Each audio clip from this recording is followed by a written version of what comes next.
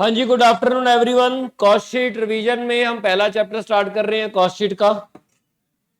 Cost sheet basically क्या है? Functional classification है खर्चों की। खर्चों को फंक्शनल बेसिस पे क्लासिफाई किया गया है। चार मेन हेड होते हैं कॉस्ट शीट के। प्राइम कॉस्ट होती है, एक कॉस्ट ऑफ प्रोडक्शन होती है, एक कॉस्ट ऑफ गुड्स सोल्ड है, और तीसरा कॉस्ट ऑफ सेल है। आप जानते हो प्राइम कॉस्ट में आपके पास ये तीन खर्चे आते हैं: material, labour and cost. Direct खर्चे आते हैं। मटेरियल डायरेक्ट होता है, लेबर डायरेक्ट होता है। हम डायरेक्ट इनडायरेक्ट की डेफिनेशन में नहीं जाएंगे, सीधा पता है आपको डायरेक्ट क्या होते हैं। Direct material cost, direct labour cost और अदर डायरेक्ट एक्सपेंसेस आपके प्राइम कॉस्ट का पार्ट होते हैं। मटेरियल में, डायरेक्ट मटेरियल कॉस्ट में कौन कौन से खर्चे शामिल होते हैं? आपके पास opening stock of raw material होता है, एडिशन होता है, क्लोजिंग स्टॉक ऑफ मटेरियल होता है। तो आपके पास डायरेक्ट मटेरियल कंज्यूम्ड आ जाता है। इसमें आपके पास फ्रेट भी आ जाता है, इसी में जोड़ना होता है फ्रेट इनवर्ड, मटेरियल कॉस्ट का पार्ट होता है। कॉस्ट ऑफ मटेरियल कॉस्ट का पार्ट होता है। इंश्योरेंस जो प्रोक्योरमेंट से डायरेक्टली रिलेटेड, रास्ते की इंश्योरेंस, वो भी आपकी मटेरियल कॉस्ट का पार्ट होती है। ट्रेड डिस्काउंट माइनस हो जाता है, और ड्यूटी एंड टैक्सेस अगर इनपुट क्रेडिट नहीं मिलता है तो मटेरियल कॉस्ट में ऐड हो जाते हैं। इनको सम अप करोगे तो आपके पास मटेरियल कॉस्ट आ जाएगी। अगर आपको नहीं याद आता तो आपने मटेरियल कॉस्ट कैलकुलेट करनी सीखी हुई है मटेरियल के चैप्टर में, याद है? कौन कौन से खर्चे जुड़ेंगे वो सारे यहाँ पर जुड़ रहे हैं, मटेरियल कॉस्ट का पार्ट है। ठीक। लेबर कॉस्ट में कौन कौन सी चीजें लेनी है? तो ये आपने लेबर कॉस्ट का चैप्टर एम्प्लॉय कॉस्ट का पढ़ा हुआ है, वो सारे खर्चे लेबर कॉस्ट का पार्ट होते हैं। यहाँ पर भी वही लेने हैं। वेजेस सैलरी लेनी है लेबर कॉस्ट में, allowances and incentives, over time premium अगर आप पे कर रहे हो, पेमेंट पर ओवर टाइम, ये भी लेबर कॉस्ट का पार्ट है। बोनस पे कर रहे हो, एम्प्लॉयर कॉन्ट्रीब्यूशन है, सिर्फ एम्प्लॉयर का कॉन्ट्रीब्यूशन लेना है, एम्प्लॉय का कॉन्ट्रीब्यूशन नहीं लेना। Other benefit, medical leave with pay, free और subsidise goods leave, travel concession, ये सब भी आपको यहाँ प्रोविजन फॉर रिटायरमेंट बेनिफिट, ये सारे के सारे आपके लेबर कॉस्ट का पार्ट होते हैं। ठीक। डायरेक्ट एक्सपेंसेस थोड़ा ध्यान से पढ़ना, ये आपको कभी कभी कंफ्यूज कर देता है। डायरेक्ट एक्सपेंस में कौन कौन से खर्चे आते हैं। ठीक।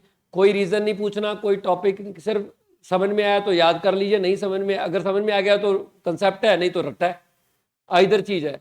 यहाँ पे अब हम कोई डिस्कशन नहीं करेंगे ये यहाँ क्यों आ रहा, वहां क्यों नहीं आ रहा। ठीक है, इसके ऊपर अब चर्चा का मतलब ही नहीं है। पेपर में ये आना चाहिए, आपको पता होना चाहिए, उसका कारण पता है नहीं पता मैटर नहीं करता। ठीक। और ये कैसे आएगा, एक बार पढ़ लीजिए, अंदाजे से ही होती है चीजें। अगर आप मेरे को रैंडमली पूछ लोगे ये चीज कहाँ आएगी, शायद मेरे में लॉजिक से मेरे को भी पता ना चले। इनके केस में लॉजिक काम नहीं करता। एक ही चीज को कभी प्राइम कॉस्ट डायरेक्ट एक्सपेंस में दिखा देते हैं, उसी चीज को कभी किसी क्वेश्चन में फैक्ट्री ओवरहेड में दिखा देते हैं, तो इसमें लॉजिक नहीं है। तो आपको थोड़ा ध्यान रखना पड़ेगा। डायरेक्ट एक्सपेंसेस में कौन कौन से खर्चे लेने होते हैं, ये इंपॉर्टेंट है, क्योंकि यहां पर गलतियां होती हैं। यूटिलिटीज के खर्चे, पावर एंड फ्यूल। अब देखो किसी क्वेश्चन में पावर एंड फ्यूल को फैक्ट्री ओवरहेड में डाल देंगे, और यहाँ पे इन्होंने दे रखा है power and fuel other direct expenses का पार्ट है। ये थोड़ा बहुत कंफ्यूजन रहेगा। ठीक। रॉयल्टी पेड और पेबल फॉर प्रोडक्शन, ये अदर डायरेक्ट एक्सपेंसेस है। Higher charges for hiring specific equipment, अब ये भी कभी तो यहां डाल देते, कभी फैक्ट्री ओवरहेड में डाल देते हैं। ठीक। Technical assistance, know how, amortised cost of mould, pattern and patents, cost of product service specific design और ड्राइंग्स, कॉस्ट ऑफ प्रोडक्ट और service specific software, other expenses which are directly related with production of goods और provision of services. ये आपको याद करनी पड़ेगी, ये आपके अदर डायरेक्ट एक्सपेंसेस का हिस्सा है। इससे आपको प्राइम कॉस्ट पता चल जाएगी। प्राइम कॉस्ट पता करने के बाद आप उसमें फैक्ट्री ओवरहेड डालोगे। Factory overhead normally recovery rate होता है या गिवन होते हैं, या तो रिकवरी रेट बता रखा होता है फैक्ट्री ओवरहेड का, या फैक्ट्री ओवरहेड गिवन होते हैं, वो जोड़ देने हैं आपने। फैक्ट्री ओवरहेड आप ऐड हो जाएगा, जो जो फैक्ट्री ओवरहेड में आएंगे। उसके बाद वर्क कॉस्ट आ जाएगी, ग्रॉस वर्क कॉस्ट, उसमें ओपनिंग डब्ल्यूआईपी ऐड कर दीजिए, क्लोजिंग डब्ल्यूआईपी माइनस कर दीजिए, आपके पास नेट फैक्ट्री कॉस्ट आ जाती है। ठीक। इसकी वैल्यूज ऑलवेज आपको याद है गिवन होगा। ठीक है, आपको निकालनी नहीं होगी कॉस्ट शीट के चैप्टर में। उसके बाद क्वालिटी कंट्रोल, ये 5 आइटम जोड़ोगे, क्वालिटी कंट्रोल जोड़ोगे, रिसर्च एंड डेवलपमेंट जोड़ोगे, administration expenses related with production वही जोड़ने हैं। ठीक। और जो R&D का खर्चा वही लेना है जो प्रोडक्शन से रिलेटेड है, प्रोसेस से रिलेटेड है, प्रोडक्शन से रिलेटेड है। उसके बाद मिसलेनियस इनकम, अगर आप कोई स्क्रैप आ रहा है, स्क्रैप की सेल कर रहे हो तो यहां से माइनस होएगा। नॉर्मल स्क्रैप की बात कर रहा हूं, प्रोडक्शन के दौरान अगर कोई नॉर्मल स्क्रैप आ रहा है तो उसकी अगर आप सेल कर रहे हो वो आपका यहां से माइनस हो जाएगा, और प्राइमरी पैकिंग कॉस्ट यहां पर ऐड हो जाएगी, तो आपके पास आ जाएगा कॉस्ट ऑफ प्रोडक्शन।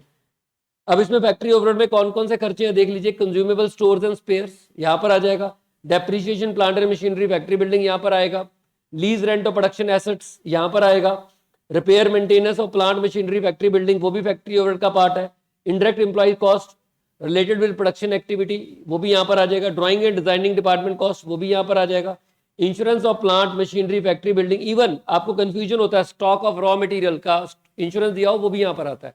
प्रोक्योरमेंट का अगर आपको वो इंश्योरेंस दिया हो वो मटेरियल कॉस्ट का पार्ट है, लेकिन इन्वेंट्री का अगर आपको इंश्योरेंस दिया हो या WIP का आपको इंश्योरेंस दिया हो वो आपकी फैक्ट्री ओवरहेड का पार्ट है। समझ आया ना? एक प्रोक्योरमेंट की इंश्योरेंस है, रस्ते की इंश्योरेंस वो आपकी मटेरियल कॉस्ट में ऐड होगी, अदरवाइज मटेरियल की इंश्योरेंस आपकी फैक्ट्री ओवरहेड का पार्ट है।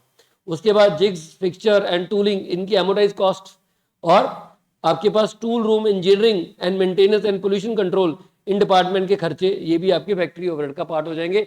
ओवरहेड में ये बात पड़ी हुई है, ओवरहेड के खर्चे इन्हीं डिपार्टमेंट को सेकेंडरी डिपार्टमेंट बोलते होते हैं और यही खर्चे रीअपोर्शन हो जाते हैं बाकी प्रोडक्शन डिपार्टमेंट में, वो फैक्ट्री ओवरहेड की पार्ट होता है ये। ठीक है, तो ये आपके पास फैक्ट्री ओवरहेड आ जाएगा। ये आप जानते हो opening closing WIP, quality control cost ये भी गिवन होगा क्वेश्चन में, रिसर्च एंड डेवलपमेंट प्रोडक्शन का ही लेना होता है, एडमिनिस्ट्रेशन ओवरहेड जो प्रोडक्शन से रिलेटेड है वही लेने हैं, जो प्रोडक्शन से जनरल है वो यहाँ नहीं लेने, वो बाद में जाके लेंगे।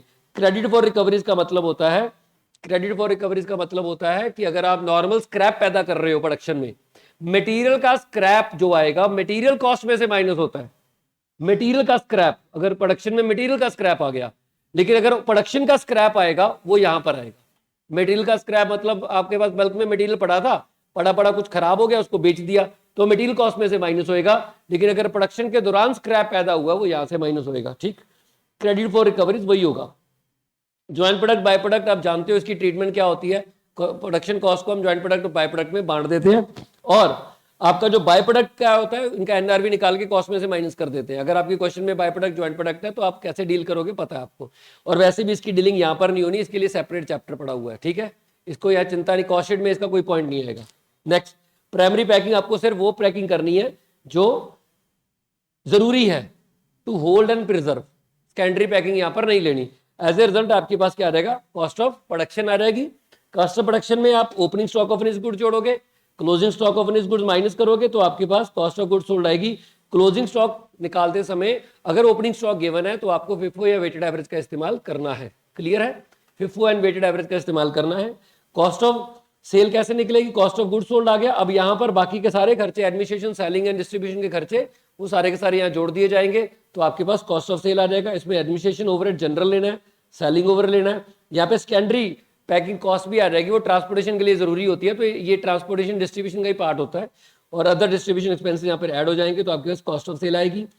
एडमिनिस्ट्रेशन कॉस्ट में कौन कौन से खर्चे आते हैं, depreciation maintenance of building furniture of corporate and general management, ये नॉर्मल जनरल मैनेजमेंट की बिल्डिंग फर्नीचर उसके मेंटेनेंस के खर्चे, और डेप्रिसिएशन जो है वो एडमिनिस्ट्रेशन कॉस्ट का पार्ट है। Next, salary of administrative employees, accountant, director और सेक्रेटरीज, ये भी आपकी एडमिनिस्ट्रेशन कॉस्ट है।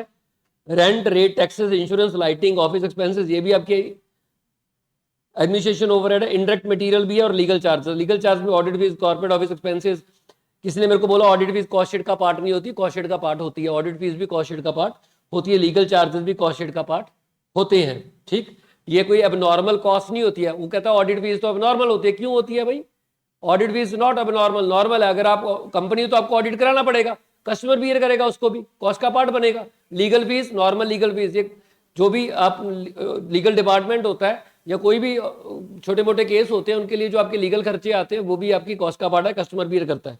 ठीक, तो कॉर्पोरेट ऑफिस के सारे एक्सपेंसेस, सिटिंग फीस जानते हो क्या होता है ना, जो बोर्ड मीटिंग अटेंड करने के पैसे होते हैं, डायरेक्टर की रेम्यूनरेशन, ये सब आपको एडमिनिस्ट्रेशन कॉस्ट का पार्ट होगा। उसके बाद सेलिंग ओवरहेड में आपको सेल डिपार्टमेंट की वेजेस और सारे खर्चे जो directly related with sale of goods होंगे वो सारे के सारे लेने हैं। Rent, depreciation, maintenance and other cost related with sale department वो भी लेने हैं। Advertisement, maintenance of website, online sale, marketing research, ये सब भी आपकी सेलिंग का ही खर्चा आएगा। पैकिंग कॉस्ट आपको जानते हो, सेकेंडरी पैकिंग के खर्चे यहाँ पर आएंगे। डिस्ट्रीब्यूशन के खर्चों में आ जाएगा जो salary and wages of employees engage in distribution of goods, transportation, insurance cost related with distribution, depreciation, higher charges, maintenance and other operating costs related with distribution of vehicles उनकी कॉस्ट ले लेंगे, ये सारे के सारे आपके कॉस्ट में add हो जाएंगे, तो टोटल कॉस्ट ऑफ सेल बन जाएगा, उसमें प्रॉफिट जोड़िए तो सेल आ जाएगी। ये आपका डिटेल फॉर्मेट है, आई होप ये आपको आता भी होगा। ठीक है, आगे चलते हैं।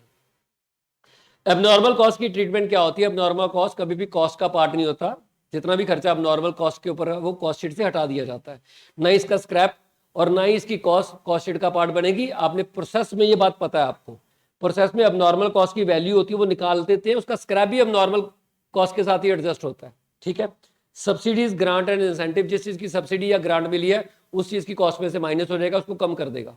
ठीक है, कॉस्ट में ये एडजस्ट होती है।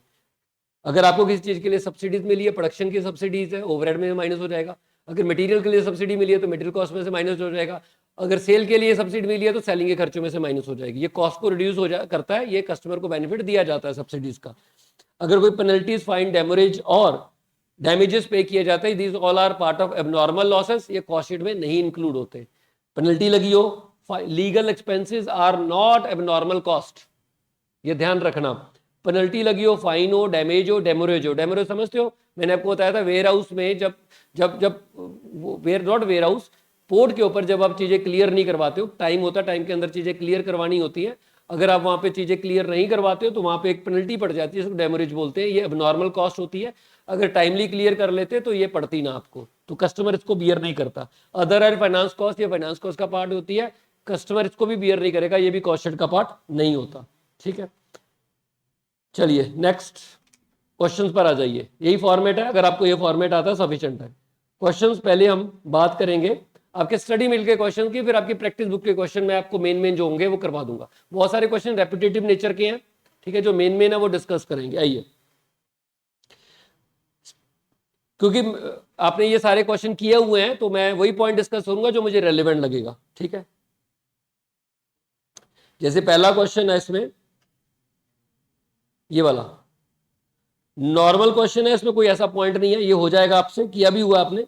कॉस्ट पर यूनिट बतानी है और profit per month for the month बताना है। कई बार ना ये कॉस्ट पर यूनिट का अलग से कॉलम होता है, तो अगर आप कॉस्ट पर यूनिट पूछा है तो अलग से कॉलम बना लिया करो, बाद में डिवाइड कर दोगे तो भी नंबर सेम ही मिलते हैं, बट बेनिफिशियल आप देखोगे यही रहता है, हमेशा यही इसी तरीके से बनवाते हैं। जब भी स्टडी मटेरियल में आप सोल्यूशन देखोगे, अगर कॉस्ट पर यूनिट पूछा है तो इसी तरीके से साथ साथ कॉलम बना देते हैं कॉस्ट पर यूनिट का। यहाँ पर आपको ध्यान देना होता है, इनके यहाँ पर ये अमाउंट्स नहीं आती हैं, ये मैंने आपको बताया था।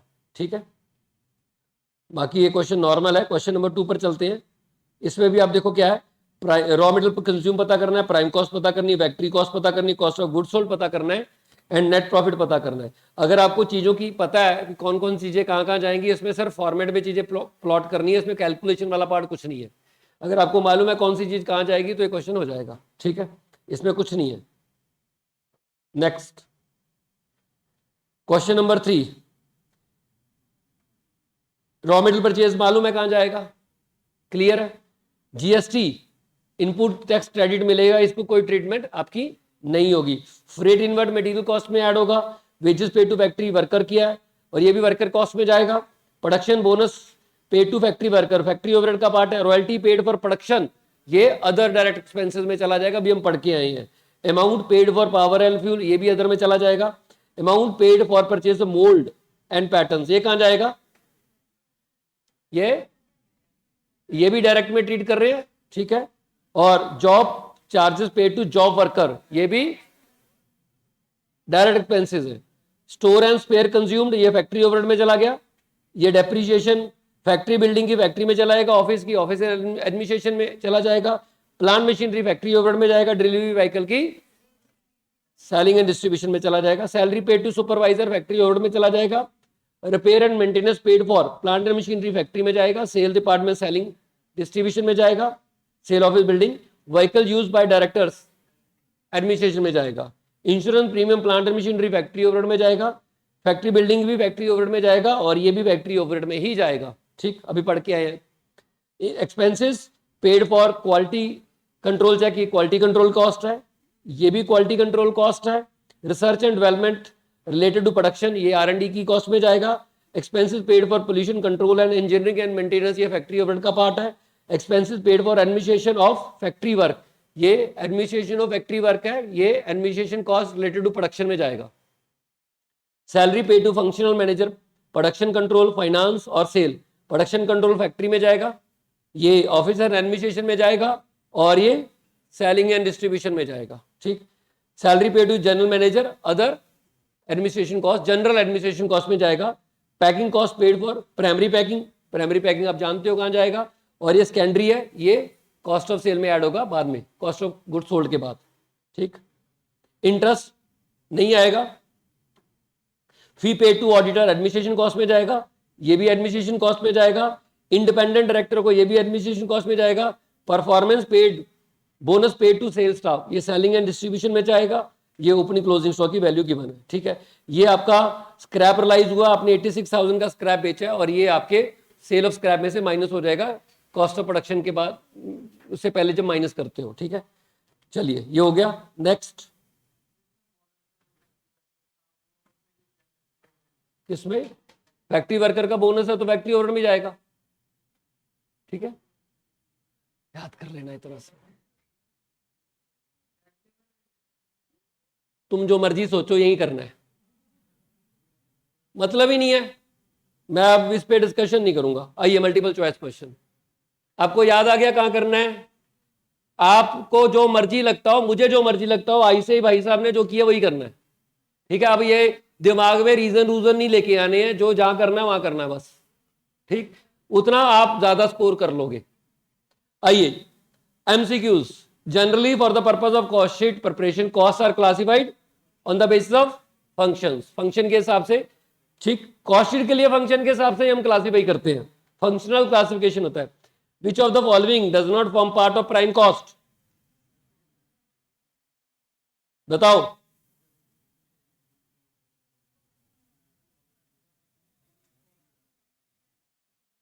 Material, bring material to,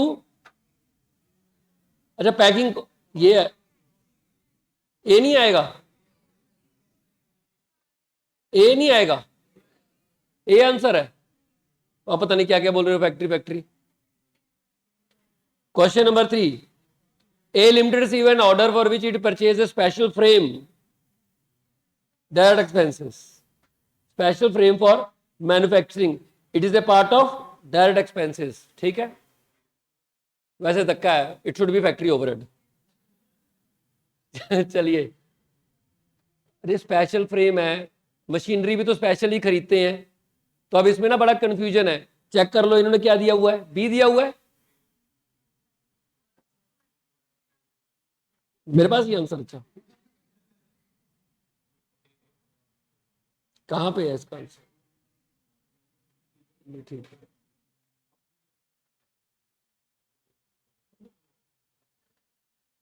depreciation of director laptop and musician overhead, salary paid plant supervisor, factory overhead में जाएगा।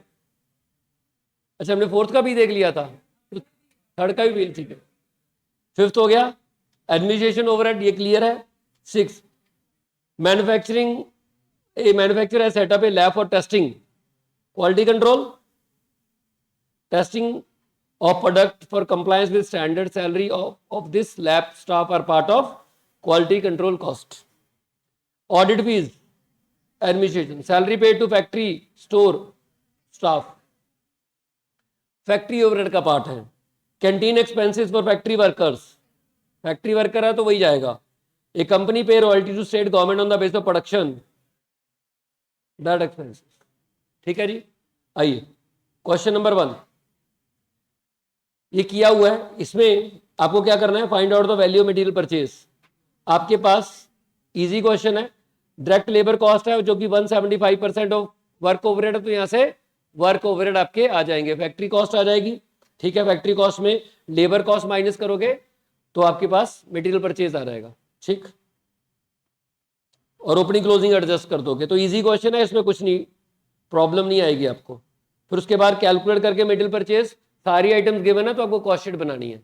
मटेरियल परचेज कैसे निकलेगी आप देख लो, यहां पर निकाल के रखा होगा इन्होंने, सॉल्यूशन तो बाद में है। क्लियर है, ये देखो 175% वर्क कॉस्ट है, क्या चीज है ये, डायरेक्ट कॉस्ट। तो फैक्ट्री कॉस्ट, वर्क ओवरहेड कितने आगे, 10,000 आगे। उसके बाद कॉस्ट ऑफ गुड सोल्ड आपकी एक्सक्लूडिंग एडमिनिस्ट्रेशन कॉस्ट 56,000 है, और जनरल एडमिनिस्ट्रेशन सेल गिवन है, सेलिंग एक्सपेंसेस गिवन है, जनरल एडमिनिस्ट्रेशन कॉस्ट गिवन है।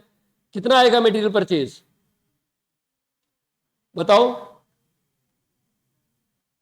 बताइए कैसे करोगे?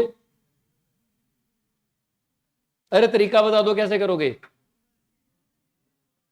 क्या दिया हुआ है? कॉस्ट ऑफ गुड सोल्ड दिया हुआ है, वहां से रिवर्स करते करते कैलकुलेट कर लेंगे। ठीक है, cost of good sold excluding administration expenses 56 है। कॉस्ट ऑफ गुड सोल्ड में आपने opening closing stock finish good का एडजस्ट करो, कॉस्ट ऑफ प्रोडक्शन आ जाएगी। कॉस्ट ऑफ प्रोडक्शन में आप फैक्ट्री ओवरहेड पता है 10,000 वर्क ओवरहेड, तो आपके पास ग्रॉस फैक्ट्री कॉस्ट वो आ जाएगी, नेट फैक्ट्री कॉस्ट आ जाएगी। उसमें ओपनिंग क्लोजिंग WIP एडजस्ट करो, ग्रॉस आ जाएगा। ग्रॉस में से लेबर कॉस्ट माइनस करोगे तो आपके पास मटेरियल कंज्यूम आ जाएगा। ओपनिंग क्लोजिंग स्टॉक उसमें एडजस्ट करोगे मटेरियल का, तो आपके पास मटेरियल परचेज आ जाएगा। वो पता लग गया, अल्टीमेटली तो सीधा फिर ऑर्डर में आपको कॉस्ट शीट ही बनानी है। नेक्स्ट फ्रॉम द, ये आपके पास गिवन है, क्या चाहिए बस इसमें कुछ नहीं, ये भी कॉस्ट शीट ही बनानी है।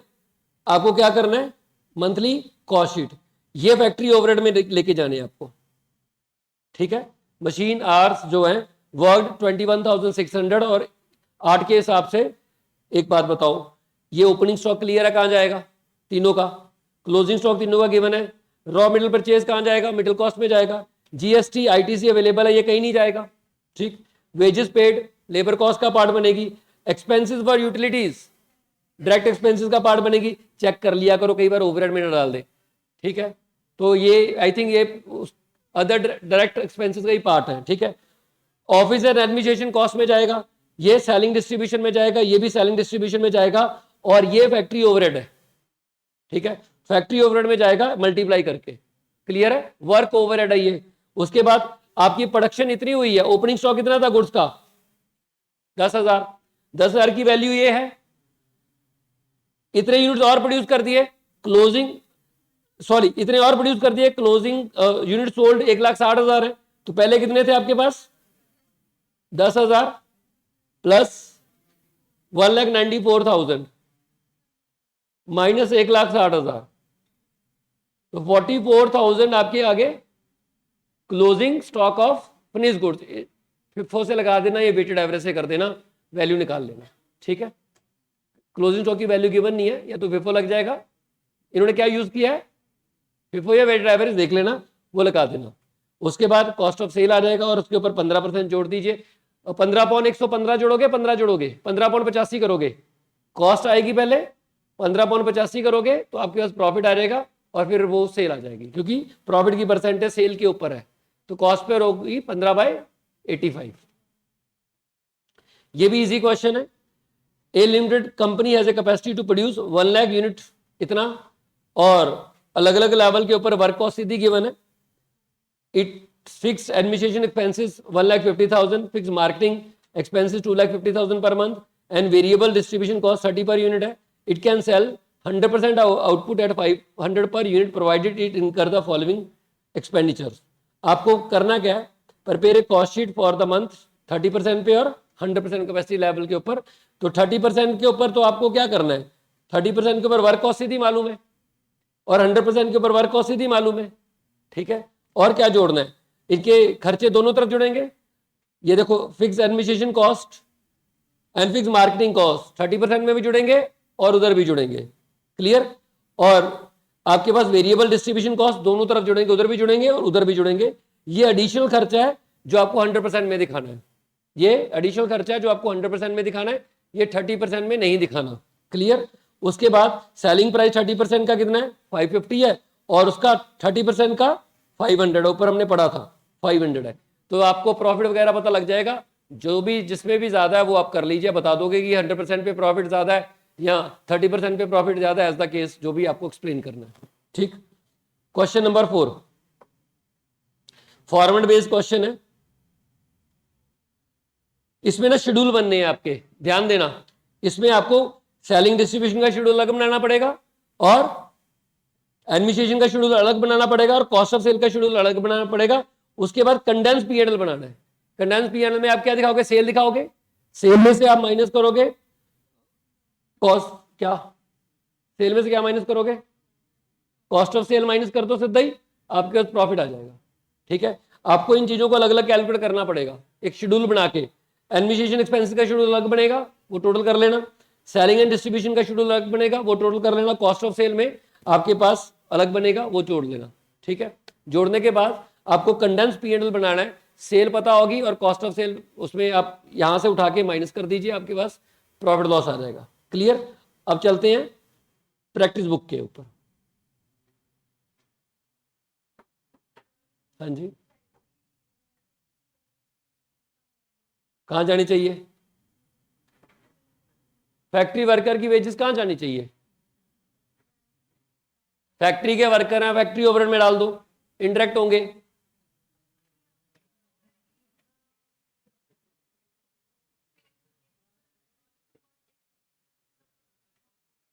हाँ, ये तो डायरेक्ट में जाएगा यार, कमाल करते हो। जो वर्कर प्रोडक्शन में इन्वॉल्व हो रखे हैं, कहां लिखा फैक्ट्री वर्कर्स हैं ये,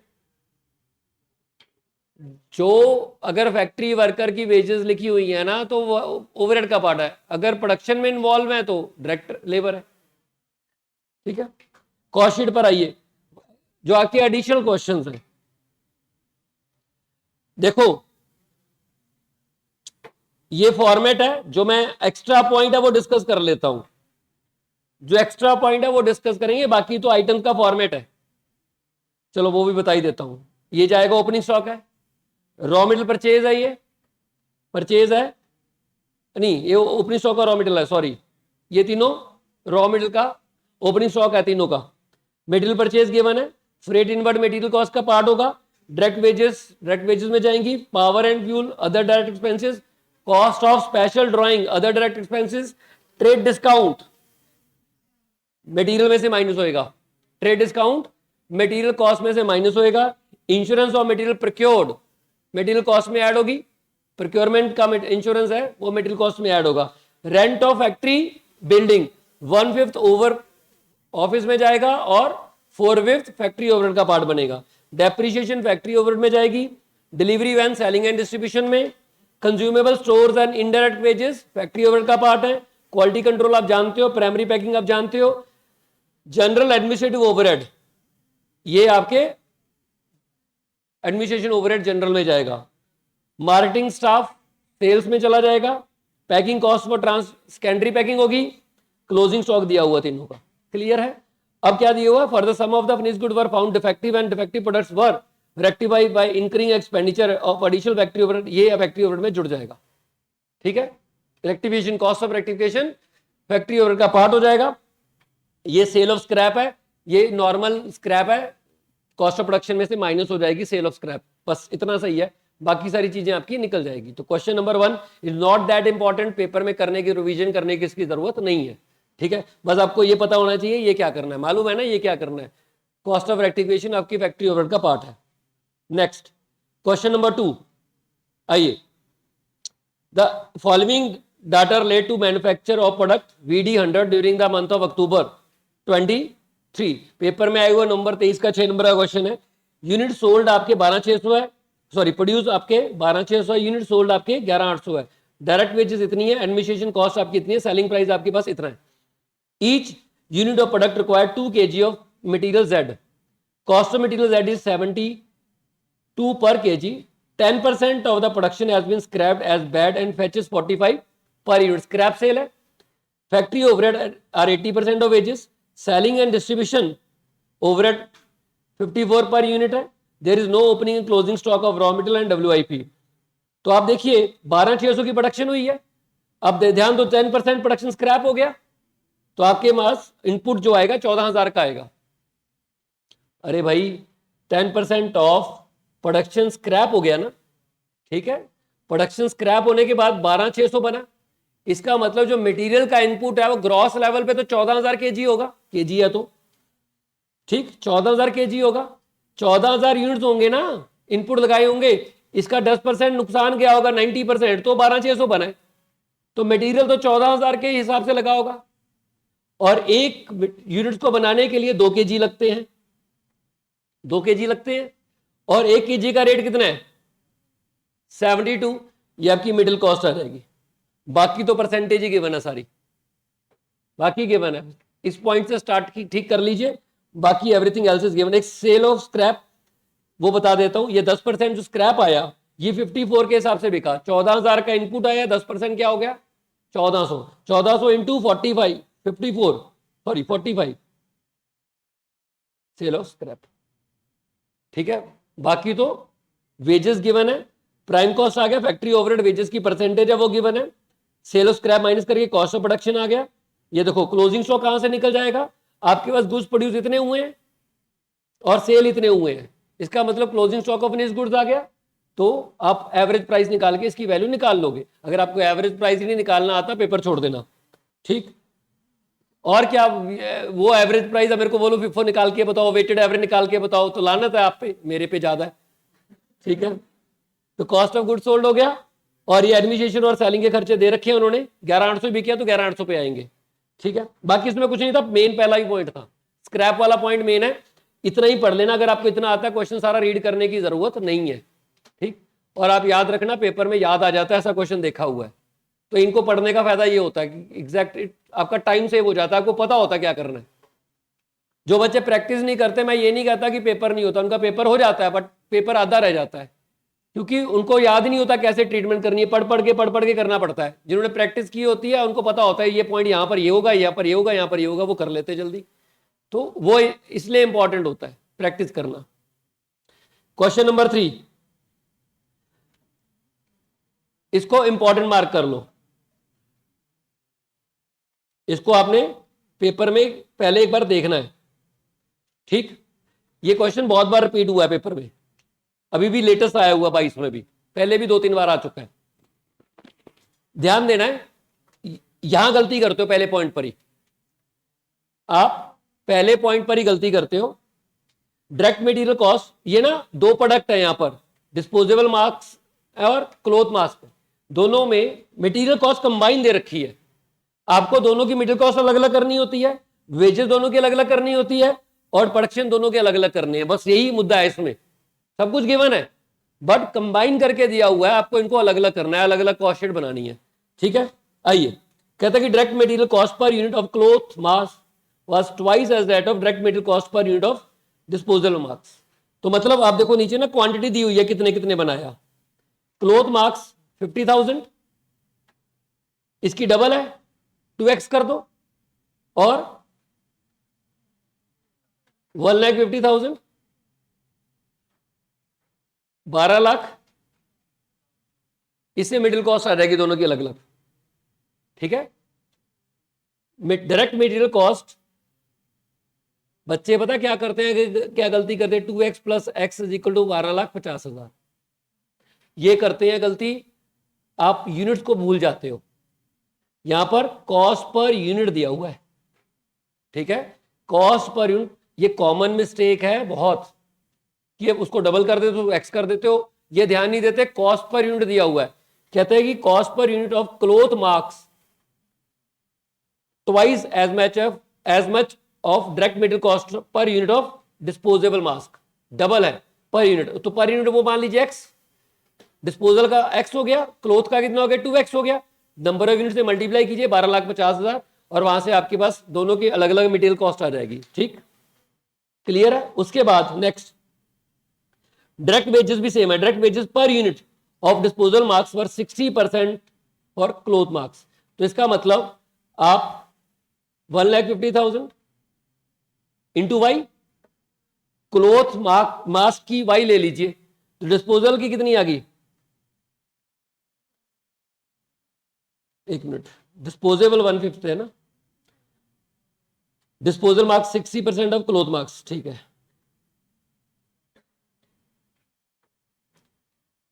इसकी वाई ले लीजिए कि क्लोथ मास्क की जो मटेरियल लेबर कॉस्ट है पर यूनिट वो वाई है। तो समझ आया ना, क्लोथ मास्क की मटेरियल कॉस्ट पर यूनिट अगर वाई है तो उसकी 0.6 वाई होगी डिस्पोजल की, तो 1,60,000 into 0.6 Y equals to 7 lakh, Y आ जाएगा। यहां से आप इसको सॉल्व करोगे तो वाई आ जाएगा, मतलब दोनों की अलग अलग आ जाएगी। फिर उसके बाद production overhead per unit was same rate for both type of, दोनों सेम है, इसका मतलब 4 lakh divided by 2 lakh, per unit कितनी आ गई, 2 रुपये आ गई। बस हो गया क्वेश्चन सॉल्व। ये अलग अलग ही करना था, कर लिया। उसके बाद सेलिंग कॉस्ट पता है आपको, पर यूनिट अलग अलग, सेलिंग प्राइस दोनों की अलग अलग पता है, नंबर ऑफ यूनिट किस किस के कितने कितने बिके हैं वो मालूम है आपको, कॉस्ट शीट कैलकुलेट करनी है और प्रॉफिट निकालना है। आपको ये तीनों खर्चे अलग अलग हो गए। उसके बाद एडमिनिस्ट्रेशन कॉस्ट दे रखी है, देखो मटेरियल कॉस्ट अलग हो गया, लेबर कॉस्ट अलग होगी, ओवरहेड अलग हो गए, ओवरहेड मतलब फैक्ट्री ओवरहेड अलग अलग हो गए। उसके बाद administration overhead 50% of production overhead, दोनों का अलग अलग पता लग गया। उसके बाद सेलिंग कॉस्ट, सेलिंग ओवरहेड पता लग गया दोनों के अलग अलग, और सेलिंग प्राइस दोनों का पता लग गया, और number of unit of cloth mask sold 45,000 बनाए थे 50,000, 45,000 बेच दिए, 5,000 का फिनिश स्टॉक आ गया, वो आप निकाल लोगे। और सेम बस क्लोथ जो डिस्पोजल मार्क्स है उसके नंबर ऑफ यूनिट प्रोड्यूस भी 1 लाख 1.5 लाख है और सेल भी 1.5 लाख है। क्लियर, समझ आया? तो ये इस पॉइंट के लिए इंपॉर्टेंट है कि आप शुरू में गलती कर देते हो, अलग अलग करके बताना है। देखो फॉर्मेट, उन्होंने वैसे पूछा पता क्या है, सिर्फ क्लोथ मास्क का पूछा है, डिस्पोजल का बनाने को बोला ही नहीं है, क्लोथ मास्क का पूछा हुआ है। तो अलग अलग करके, ये देखो वर्किंग नोट है, अलग अलग किया हुआ है। नेक्स्ट नॉर्मल क्वेश्चन है, लास्ट वाला पॉइंट पढ़ देते हैं। Normal scrap of 250 units, direct material which realise of direct material, ये मिडिल कॉस्ट में से माइनस होएगा, ठीक है। Normal scrap of 250 units of direct material which realise 5400, ठीक, ये आपके पास मटेरियल कॉस्ट में से माइनस होएगा, बाकी कोई पॉइंट रेलेवेंट नहीं है। बाकी देखो मटेरियल पता है आपको, ओपनिंग स्टॉक की ट्रीटमेंट पता है, ओपनिंग स्टॉक रॉ मटेरियल का ही होगा। अच्छा, इसमें से ना माइनस कर देना, ये चेक करो सॉल्यूशन में, ओपनिंग स्टॉक कितने का, परचेज इतने की है, क्लोजिंग स्टॉक इतने का, इतना माइनस है, देखो sale of scrap, opening stock 1000 units है, परचेज 49,000 के मटेरियल खरीद लिए, दिया हुआ डाटा परचेज। उसके बाद क्लोजिंग स्टॉक के यूनिट्स इतने, वैल्यू भी गिवन है, इतने कंज्यूम हो गए, 250 यूनिट का स्क्रैप हो गया, तो 250 माइनस कर दिया, ये आपके पास मटेरियल कॉस्ट आ गई एक तरीके से माइनस करने के बाद इतनी। उसके बाद प्राइम कॉस्ट, उसके बाद मटेरियल कंज्यूम आ गया, direct employ wages and allowances आ गए, direct expenses royalty paid for production आ गया, ये प्राइम कॉस्ट आ गई 48,000 की इतनी। उसके बाद फैक्ट्री ओवरहेड दिया हुआ है, opening WIP, closing WIP, factory cost, और ये सारे बाकी खर्चे जोड़ने हैं, ठीक है जी। इसमें यही पॉइंट मेन था। नेक्स्ट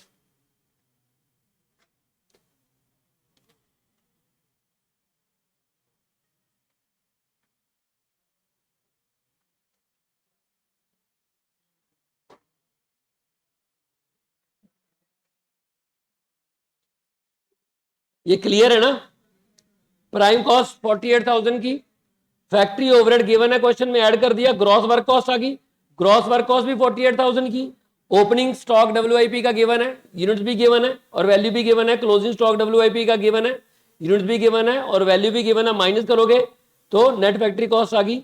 ये वो खर्चे हैं, administration overhead related to production जोड़ देंगे, R&D खर्चा जोड़ देंगे, क्वालिटी कंट्रोल, और ये देखो प्राइमरी पैकिंग दे रखा है 1440 पर यूनिट है, ये आपका ऐड हो जाएगा, कॉस्ट ऑफ प्रोडक्शन 49,000 यूनिट्स की, ये आ गया, सेलिंग एक्सपेंसेस गिवन है, तो सेकेंडरी पैकिंग अलग से 225 पर यूनिट वो ऐड होगी 49 पे, और फिर बाद में प्रॉफिट जोड़ दिया तो सेल आ गई। चलिए नेक्स्ट,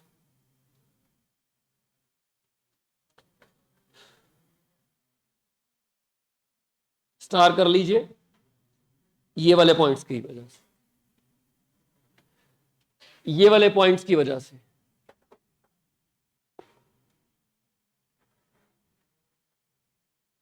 पहला पॉइंट हो जाएगा, store overhead on material are 10% of material consumed, factory overhead में चला जाएगा, ध्यान देना प्लीज।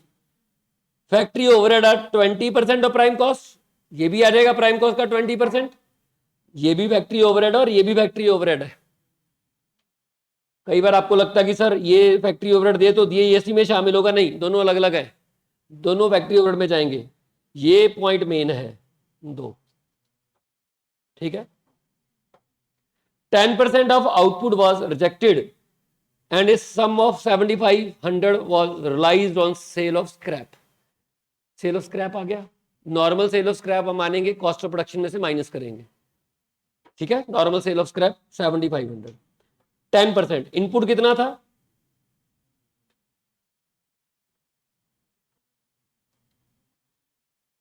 ये ग्रॉस आउटपुट है, ग्रॉस मान के चल रहे हैं। ग्रॉस वो आउटपुट होता है जिसमें से लॉस माइनस नहीं होता, ठीक है। तो 8000 ग्रॉस आउटपुट में इनपुट और आउटपुट बराबर होते हैं, माइनस 10% हो गया तो 7200 हो गया, 10% स्क्रैप हो गया तो 7200 हो गया।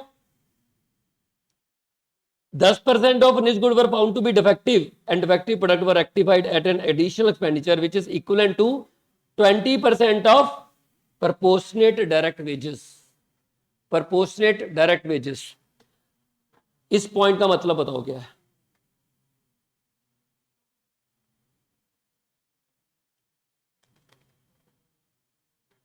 इसकी एक्सपेंडिचर बताओ। ये तो क्लियर हो गया, 7500 माइनस कर देंगे सेल ऑफ स्क्रैप में। 10% of finish goods, finish goods कितने हैं? 7200, फिनिश गुड्स 7200 ही तो है। 10% of finish goods found to be defective, defective हो गए, and defective product were rectified at an additional expenditure. Rectification cost निकालनी है, और रेक्टिफिकेशन कॉस्ट फैक्ट्री ओवरहेड का पार्ट होती है, which is equal to 20% of proportionate direct wages. Wages कितनी है? 1,80,000, 7200, ठीक, ठीक है। 8 से करेंगे 7200 से, खर्चा तो 8 पे ही हुआ होगा, बाद में स्क्रैप हुआ है। 1,80,000 8,000 यूनिट पे खर्चा हुआ, बाद में स्क्रैप हो गया वो तो 720 पे कितना होगा? इसका 20% लेना है, ये आपकी रेक्टिफिकेशन कॉस्ट है। बस यही पॉइंट है इसमें मेन। ये देखो,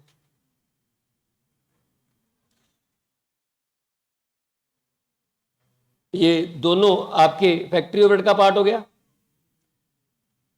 यहां इन्होंने वर्किंग नोट में निकाला हुआ है,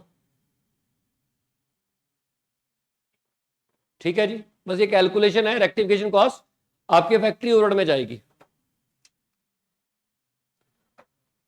और जो ये वाला पॉइंट है ये मैंने आपको बता ही दिया, सेकंड वाला, ये सेल ऑफ स्क्रैप है, ये देखो यहां माइनस हुआ होगा,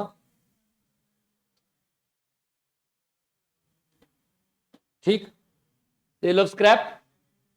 उसके बाद factory overhead 20% of prime cost, ये रही प्राइम कॉस्ट का 20%, और store overhead 10% of material consumed, ये रहा।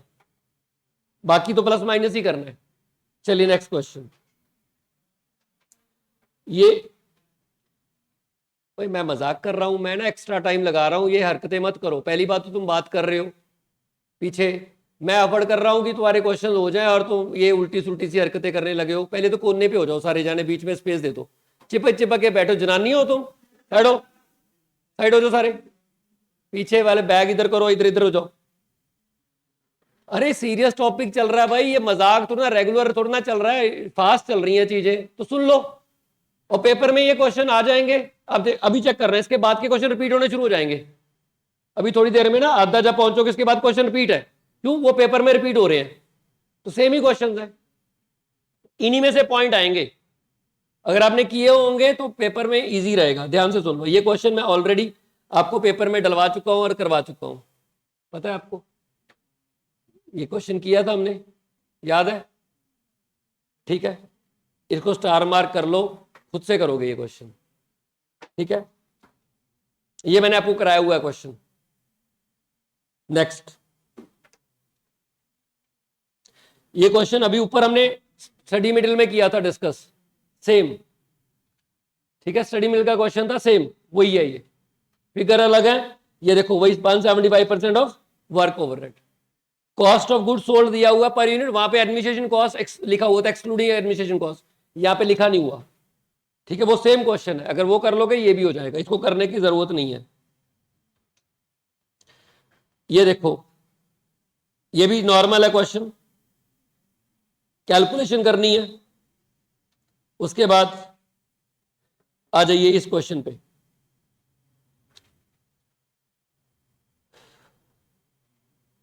इस क्वेश्चन को स्टार्ट कर लीजिए, है तो इजी है बट एक बार पढ़ लेना, ठीक है। आइए, G limited manufacture leather bag for the office and school purpose, इसमें भी ना खर्चे कंबाइन दिए होंगे आपको। The leather sheet and cotton cloth are the main input and the estimated requirement per bag is 2 metre of leather sheet and 1 metre of cotton cloth. ये leather sheet and cotton cloth are main input. अब देखो, ये leather bag बना रहे हो for office and school purpose, दो type के bags हैं यहाँ पर, कहते हैं leather sheet and cotton cloth are main input and estimated requirement per bag is 2 metre of leather sheet and 1 metre of cotton cloth. 2000 metre of leather sheets and 1000 metre of cotton cloth are purchase for 3,20,000 and 15,000। ये आपकी middle cost आ गई, दोनों को जोड़ के ये आपकी middle cost आ गई।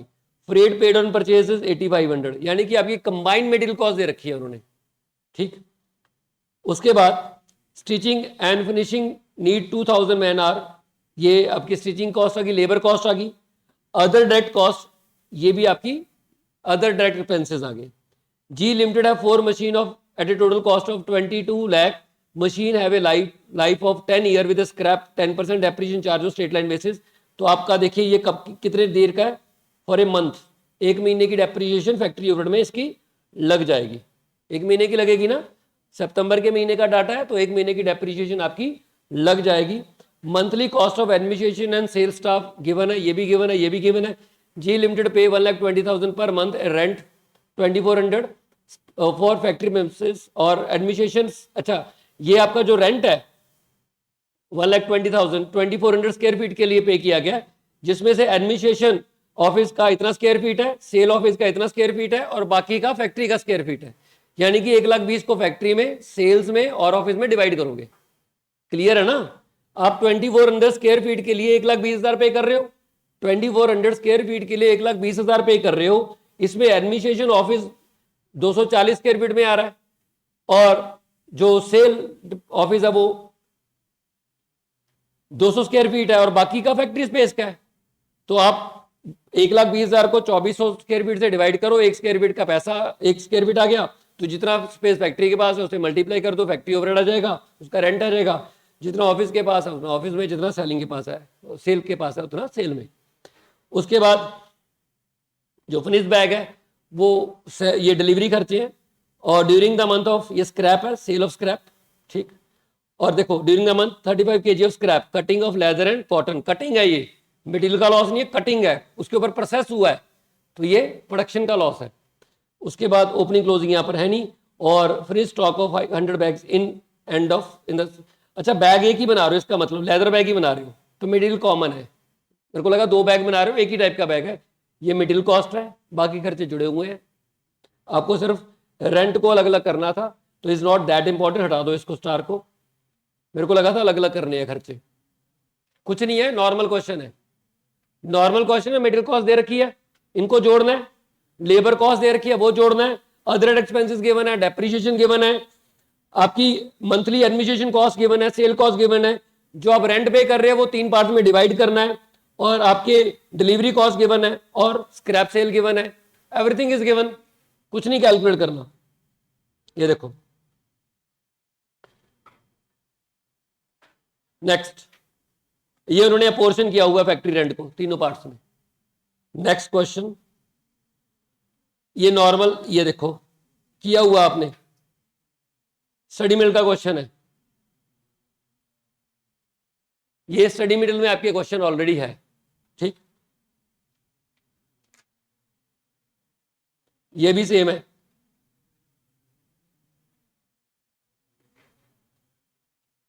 ये भी सेम है, इसी का सेम है, जो ये पीछे क्वेश्चन है इसी का सेम है।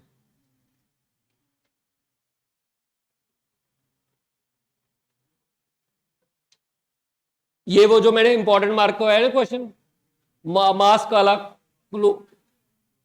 क्लोथ मार्क्स और डिस्पोजल मास, ये सेम है उसका, ठीक है।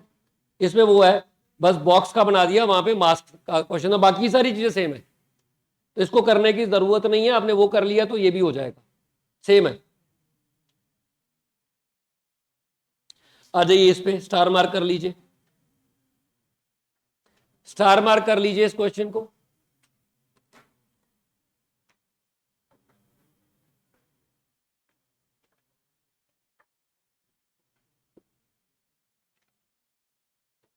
इसमें प्रॉब्लम पता है क्या, मैं बता देता हूं, ये कॉमन खर्चे है, ये 3 प्रोडक्ट में बांट रहे हैं, बाकी सब गिवन है।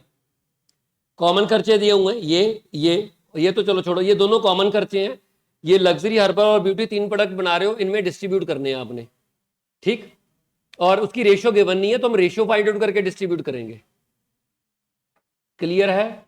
आइए, mix of private limited manufacture 3 brand of soap, luxury, herbal and beauty.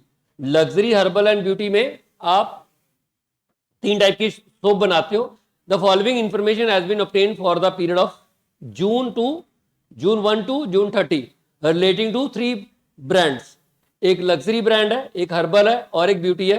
Actual production आपका इतना इतना हो रहा है, इतने इतने यूनिट आप बना रहे हो, इतनी मटेरियल लग रहा है और इतना वेजेस लग रही हैं और इतना सेलिंग एक्सपेंसेस है। तो मटेरियल कॉस्ट और वेजेस यानी कि प्राइम कॉस्ट पता है आपको तीनों की। आपका कॉमन डाटा जो दिया हुआ वो फैक्ट्री ओवरहेड का दिया हुआ है कि 80,000 तीनों के ऊपर लगेगा। General administration overhead equal to all, सब पे बराबर लगेगा, डिवाइड कर दो 3 से, ठीक। और 20% ऑफ ये selling expenses, 20% of work cost, तो मुद्दा रह गया ये। जनरल एडमिनिस्ट्रेशन भी तीनों में बराबर बराबर, ठीक है। Equal for all, luxury, herbal और ब्यूटी तीनों के लिए 12 कितना आएगा, 16,000 और 16,000 आ जाएगा तीनों में। सेलिंग ओवरहेड भी 20% ऑफ वर्क कॉस्ट आ जाएगा, जो भी वर्क कॉस्ट आएगी उसका 20% जोड़ देंगे। प्रॉब्लम आएगी फैक्ट्री ओवरहेड को कैसे बांटा जाए। अब देखो इसके लिए जानकारी है, रेशियो दी हुई है यहां पर। कहता कि अगर मैं अकेला अकेला प्रोडक्ट बनाऊं, जितने भी मेरे पास रिसोर्सेज हैं, ध्यान देना, अगर मैं फैक्ट्री में जितने भी रिसोर्सेज हैं सिंगल प्रोडक्ट पे लगा दूं तो इसके 5,000 यूनिट बनेंगे। सारे रिसोर्सेज फैक्ट्री के अगर मैं एक ही प्रोडक्ट पे लगा दूं तो सारे रिसोर्सेज यूज करके 5,000 बनेंगे। अगर मैं सारे रिसोर्सेज फैक्ट्री के हर्बल पे लगा दूं तो 15,000 यूनिट बनेंगे। और सारे रिसोर्सेज अगर मैं फैक्ट्री के ब्यूटी पे लगा दूं तो 30,000 यूनिट बनेंगे। इसका मतलब ये कि अगर इसमें 1 घंटा लगता है, 1 रिसोर्स लगता है, तो इसमें 6 रिसोर्सेज लग रहे हैं। अगर फैक्ट्री के पास मान लीजिए 1,20,000 के रिसोर्सेज हैं तो सारे रिसोर्सेज इससे सिर्फ 5,000 ही बने। और अगर ये बना रहे हो तो इससे सिर्फ 15,000 बने। अगर ये बना रहे हो तो इससे सिर्फ 30,000 ही बने। तो इसका मतलब ये हो गया कि सबसे ज्यादा रिसोर्स कौन खा रहा है, लग्जरी। कितना रिसोर्स खा रहा है, 6 टाइम्स, ठीक है। अगर यहां पे 1 रिसोर्स लग रहा है, वहां पे 6 रिसोर्सेज लग रहे हैं और यहां पे इससे डबल लग रहे हैं। ये रेशियो आ गई। फैक्ट्री आप इस रेशियो में यूज कर रहे हो, फैक्ट्री आप इस रेशियो में यूज कर रहे हो अलग अलग प्रोडक्ट के ऊपर। तो आपको मालूम है वेटेड एवरेज निकालना पड़ेगा 5,000 सॉरी ये एक्चुअल प्रोडक्शन इतनी हुई है इंटू 6 प्लस 14,000 इंटू 2,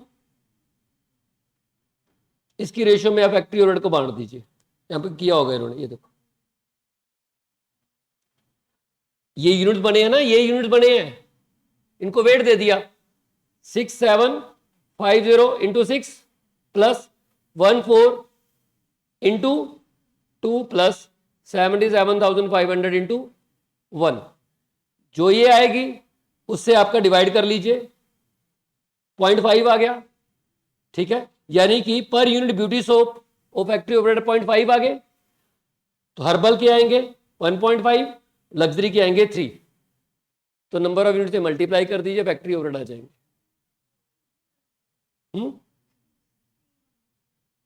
631 है,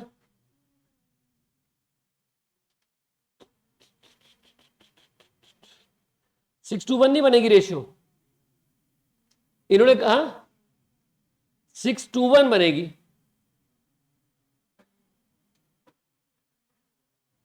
6:1 बनेगी, अरे 2:1 बनेगी, उन्होंने रेशियो गलत ली हुई है। 3:1 कैसे बन जाएगी? 6:1 रेशियो बनेगी। ओ भाई, इसके आधे यूनिट बन रहे हैं तो डबल टाइम लग रहा है इसमें। अगर इसके सारे सोर्स लगा के 30,000 यूनिट बन रहे हैं, इधर 15 बन रहे हैं, तो इसमें एफर्ट डबल लग रहा है। एक बंदा 30,000 यूनिट बना रहा है, दूसरा बंदा 15 बना रहा है, तो डबल लग गया ना उसमें टाइम, उसका डबल, तो डबल होगा, 2 आएगा। तो 6:1 रेशियो है। आई होप क्लियर हो गया होगा, आपको समझ आया? आगे अच्छी बात है, नहीं तो पता लगा कैसे करना है, ऐसे कर देना, ठीक है। इसमें सिर्फ फैक्ट्री ओवरहेड को बांटने की प्रॉब्लम आएगी, फैक्ट्री ओवरहेड को रेशियो में बांटना है। ये बता दिया कि फैक्ट्री किस किस रेशियो में यूज हो रही है। लग्जरी बनाने में सबसे ज्यादा एफर्ट लग रहा है आपका, लग्जरी गुड्स बनाने में सबसे ज्यादा एफर्ट लग रहा है, ठीक है। तो इसलिए वो सबसे ज्यादा, फैक्ट्री का सबसे ज्यादा खर्चा लग्जरी को जाएगा, ठीक। देखो, all units are not equal, कि फैक्ट्री खर्चे सब में बराबर बांट दोगे, नहीं। पहले इन्होंने बता दिया कि आप किस रेशियो में बांटिए, तो इन्होंने बता दिया कि ब्यूटी, हर्बल और लग्जरी, लग्जरी में 6 गुना ज्यादा रिसोर्सेज लगते हैं ब्यूटी के मुकाबले में, और हर्बल में लगते हैं ब्यूटी के मुकाबले में डबल रिसोर्सेज। तो फैक्ट्री के खर्चे रेशियो को इस रेशियो में ध्यान में रख के बांटते जाइए, और क्वांटिटी भी मैटर करेगी, तो क्वांटिटी इनटू रेशियो, ये वेटेड आ गया, और फिर आप एक रेट का एवरेज निकाल लीजिए, 0.5 आया। यानी कि हर्बल का एक, ब्यूटी का 1 यूनिट बनाने में 0.5 का खर्चा है, हर्बल का अकॉर्डिंगली 2 से मल्टीप्लाई कर दीजिए, और लग्जरी का अकॉर्डिंगली 6 से मल्टीप्लाई कर दीजिए, ठीक है। वो रेट आ जाएगा, ओवरहेड रिकवरी रेट आ जाएगा फॉर ईच प्रोडक्ट, उनके यूनिट्स पता है, उनसे मल्टीप्लाई कर दीजिए, आपके पास फैक्ट्री ओवरहेड आ जाएंगे। बाकी सारे खर्चे पता ही हैं, चेक कर लो। मटेरियल पता है, वेजेस पता है, प्राइम कॉस्ट पता लग गई, फैक्ट्री ओवरहेड जुड़ गए, बाकी तो सिर्फ चीजें एडमिनिस्ट्रेशन कॉस्ट कहते बराबर बराबर बांट दो, और सेलिंग के खर्चे दे रखे हैं, कितने कितने यूनिट बेच रहे हो, कॉस्ट ऑफ सेल आ गई, सेल प्राइस गिवन है, प्रॉफिट आ गया। इसमें सिर्फ यही पॉइंट था जिसमें आप खर्चों को बांटोगे। नेक्स्ट, ये किया हुआ हो गया क्वेश्चन, सेम, सॉरी सेम है ये क्वेश्चन, ठीक, सेम क्वेश्चन है जो पहले करके आए हैं।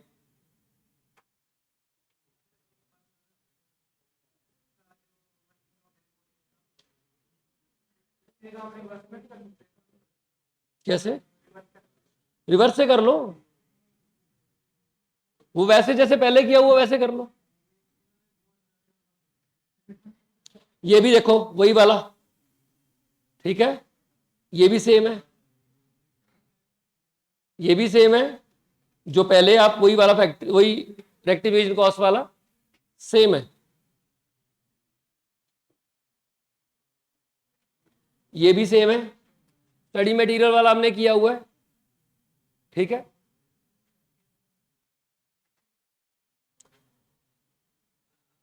ध्यान देना इसको, इसमें a limited produce a single product X during the month of December 21. The company has produced 15,560 tons of X. The detail for the month of December 2021 are as follow. A Limited produces a single product X. आप एक single product X बना रहे हो. During the month of December 21, the company has produced this much 14,560 tons of X. The detail for the month of December 21 are as follow. Material consume हो गया, इतने turns बना रहे हो, मंथ एक है. पावर कंज्यूम हो गया, पावर जानते हो आप कहां जाएगा, अदर डायरेक्ट एक्सपेंसेस में. डीजल कंज्यूम भी अदर डायरेक्ट एक्सपेंसेस में जाएगा. वेजेस एंड सैलरी आपकी क्या आ जाएगी, डायरेक्ट लेबर कॉस्ट. ग्रेचुटी या लीव इनकैशमेंट क्या आ जाएगा, direct labour cost. Hiring charges of, ये मशीन है HEMM, फुल फॉर्म याद नहीं है मेरे को, मशीन हायर किया आपने HEMM, ठीक है, तो ये डायरेक्ट एक्सपेंसेस में जाएगा। अब ध्यान देना यहां पर, hiring charges paid for car for official use, administration overhead, reimbursement diesel cost for car, ये भी एडमिनिस्ट्रेशन ओवरहेड, और इनके ऊपर RCM के ऊपर GST लगेगा। किसके ऊपर लगेगा, डीजल के ऊपर, hiring of car attract GST, ठीक, तो 80,000 के ऊपर 5% GST, ये भी आपकी एडमिनिस्ट्रेशन कॉस्ट का पार्ट बनेगा। RCM याद है, कर तो लिया, GST रिवर्स चार्ज मैकेनिज्म के ऊपर आपके ऊपर टैक्स पड़ गया, इनपुट नहीं मिलेगा, आपकी कॉस्ट बन गई,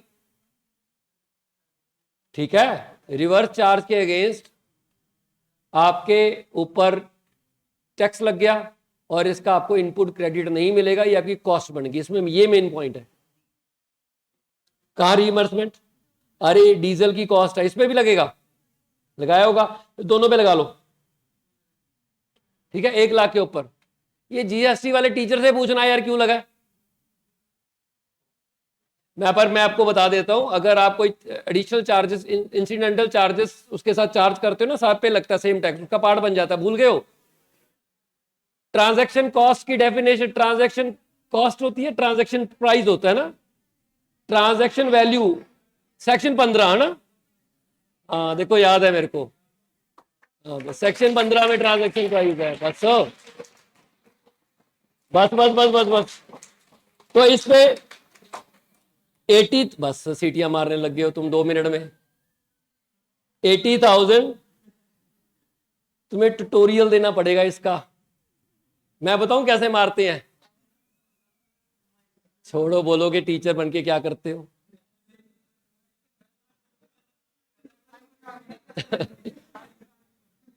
चलो,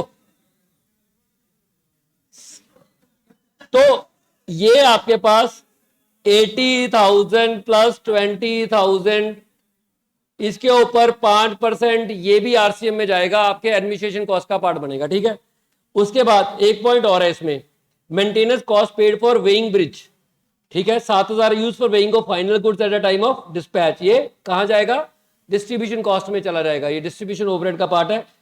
ये देखो, इसको ध्यान से सुनो, AMC मतलब annual maintenance cost of CCTV installed eight weighing bridge use for weighing of final goods at a time of dispatch and factory premises, 6,000 and 18,000 CCTV लगा रखे हैं, ठीक है, ये एक वेइंग ब्रिज के ऊपर लगा रखा है, तो ये एडमिनिस्ट्रेशन कॉस्ट में चला, सॉरी डिस्ट्रीब्यूशन कॉस्ट का पार्ट बन जाएगा।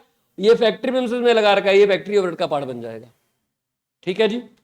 उसके बाद TADA and hotel bill paid for sale manager, sales expenses में चला जाएगा। और company has 180 employees work 26 days in a month, आपको कॉस्ट शीट बनानी है, ठीक है। उसके बाद compute earning per man shift, earning per man shift, तो 180 एम्प्लॉइज है इंटू 26, कितने मैन शिफ्ट हो गए, कितना 4, इतने मैन शिफ्ट है, तो आपकी जो टोटल अर्निंग होगी, अर्निंग किसकी निकालनी है, wages, computer earning per man shift, wages लेनी है यहां पर, ठीक है, earning per man shift wages लेनी है, तो वेजेस को आप डिवाइड कर दीजिए 4680 से, उनकी अर्निंग पर मैन शिफ्ट आ जाएगी। और दूसरा निकालना है आउटपुट पर मैन शिफ्ट, कितना आउटपुट है उसे डिवाइड कर दीजिए नंबर ऑफ मैन शिफ्ट से, तो वो भी आपको पता चल जाएगा, ठीक है। ये 5 काट दो, ठीक है। टोटल एम्प्लॉइज बेनिफिट ले लेने आपने और उसको मैन शिफ्ट से डिवाइड करना है, और आउटपुट पर मैन शिफ्ट, ये आपका टोटल आउटपुट है, और उसे डिवाइड करोगे तो ये पर मैन शिफ्ट इसका आपका आउटपुट आ जाएगा। नेक्स्ट, ये किया हुआ है, सेम क्वेश्चन सेम है ये। अच्छा एक बात बताओ, स्टार लगाने के लिए सिर्फ ये है कि इसमें ये पॉइंट रेलेवेंट है, क्लियर लग गया, एक बार देख लेना, ये वाला पॉइंट हाईलाइट कर लिया करो, सारा क्वेश्चन देखने की जरूरत ही नहीं होती है। जब स्टार लगाता हूं जब बोलता हूं ये वाला पॉइंट इंपॉर्टेंट है, बस उतना वाला हाईलाइट करो, बाकी छोड़ दो, बाकी तो नॉर्मल है, बाकी तो पता ही है आपको। ये भी क्वेश्चन सेम, ठीक, ये क्वेश्चन सेम है। आप बोलोगे सर सेम क्यों है, जितने भी RTP MTP है मैंने सारे डाल दिए हैं, तो आप देखो रिपीट हो रहे हैं क्वेश्चंस, 3-4 टाइप के क्वेश्चन है वही रिपीट हो रहे हैं, तो जो आपकी 3-4 टाइप के क्वेश्चन है वो कर लीजिए। ये भी हमने सेम किया है,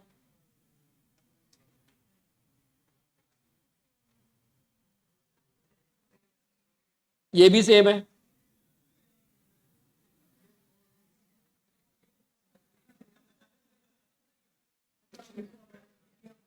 नॉर्मल है क्वेश्चन, ये भी नॉर्मल है, इसमें भी कोई प्रॉब्लम नहीं है क्वेश्चन में, इसको भी करने की जरूरत नहीं है। ये तो वही मशीन वाला सेम आ गया।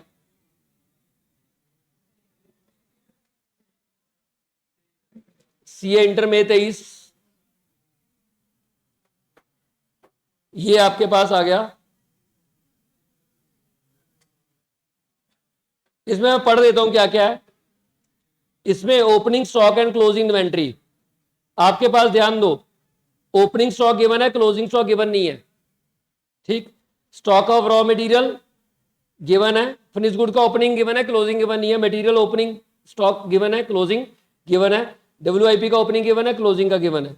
रॉ मटेरियल परचेज गिवन है, पता है, कैरी इनवर्ड ऐड हो जाएगा, डायरेक्ट वेजेस में जाएगा, रॉयल्टी अदर डायरेक्ट एक्सपेंसेस में चला जाएगा। उसके बाद purchase of special design mould patterns, ये भी अदर डायरेक्ट एक्सपेंसेस में चेक कर लेना, फैक्ट्री ओवरहेड डाला हो, other direct expenses. Power fuel, और ये फैक्ट्री ओवरहेड में जाएगा। Research and development cost, improving production process, R&D में चला जाएगा। प्राइमरी पैकिंग आप जानते हो, एडमिनिस्ट्रेशन कॉस्ट आप जानते हो, selling and wages for supervisor and foreman, factory overhead में जाएगा। Opening stock of finished goods valued दे रखी है 8.50 पर यूनिट की वैल्यू दे रखी है ओपनिंग स्टॉक की, यानी कि ओपनिंग स्टॉक की वैल्यू पता लगी हमें, ठीक। 1,52,000 यूनिट प्रोड्यूस हुए हैं और 1,52,600 सेल हुए हैं, तो कितना क्लोजिंग स्टॉक आ गया आपके पास? 2,500 का ओपनिंग स्टॉक पहले था, ठीक। उसके बाद 1,52,000 ऐड कर लीजिए, 1,52,600 माइनस कर दीजिए, कितना हो गया? 1,900 closing stock of finished goods आ गया। क्लोजिंग स्टॉक को आप कैसे वैल्यू करोगे? FIFO से करंट प्रोडक्शन में निकाल लोगे, वो आपका निकल जाएगा। और सेलिंग एंड डिस्ट्रीब्यूशन एक्सपेंसेस 20 पैसा पर यूनिट है, ये सेल का खर्चा आ गया। और assume that one production cycle is completed in 1 month, ठीक है। चलिए, उसके बाद ये क्वेश्चन वही सेम है, ये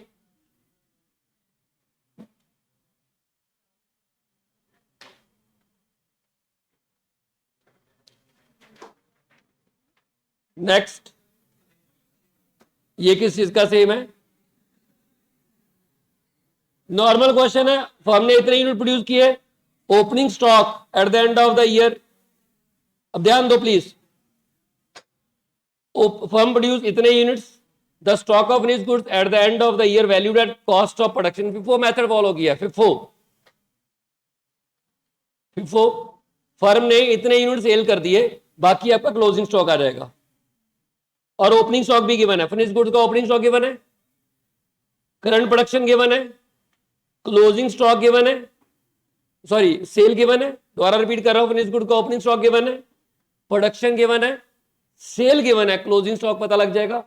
क्लोजिंग स्टॉक करंट प्रोडक्शन में निकाल लेना है FIFO मेथड से, बस वही है इसमें और कुछ नहीं है। डायरेक्ट वेजेस, 1 मिनट, कहां गई?